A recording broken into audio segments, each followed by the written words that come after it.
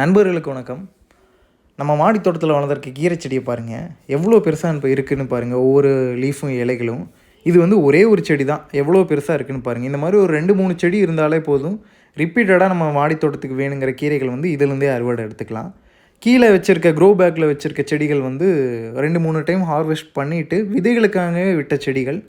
இதுக்கு இந்த பக்கம் லெஃப்ட் சைடு வந்து மணத்தக்காளி கீரைகளும் வச்சுருக்கோம், சுக்குடி கீரைகளும் வச்சுருக்கோம். மாடித்தோட்டம் ஆரம்பிக்கிற பிகினர்ஸ் நீங்கள் தாராளமாக மாடித்தோட்டத்தில் கீரைகள் ஆரம்பிக்கலாம். ஏன் சொல்கிறேன்னா, கீரைகள் வந்து எப்போவுமே ஈஸி மெயின்டெனன்ஸாக இருக்கும்.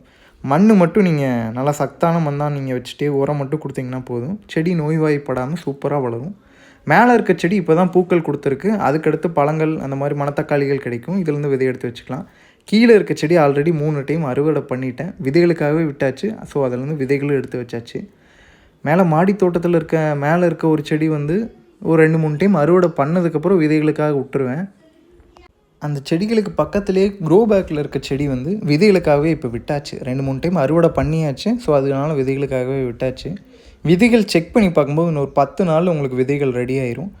அதுக்கப்புறம் நம்ம வந்து இந்த மாதிரி ஸ்டோர் பண்ணி வச்சிட்டோம்னா, நம்ம மாடி தோட்டத்துக்கு தேவையான விதைகளை ரிப்பீட்டடாக நம்மளே ரெடி பண்ணிக்கலாம். ஒவ்வொரு டைம் விதைகள் வந்து கடையிலேருந்து வாங்கணுங்கிற நீடட் இருக்காது. மாடி தோட்டத்தில் ஒரு செடி ஆரம்பிக்கிறோம், ஒரு வெரைட்டி ஆரம்பிக்கிறோன்னா எப்போவுமே அதுலேருந்து நல்லா ஹெல்த்தியாக வளர செடியிலேருந்து கொஞ்சம் விதைகள் நம்ம எடுத்து வச்சுக்கணும்.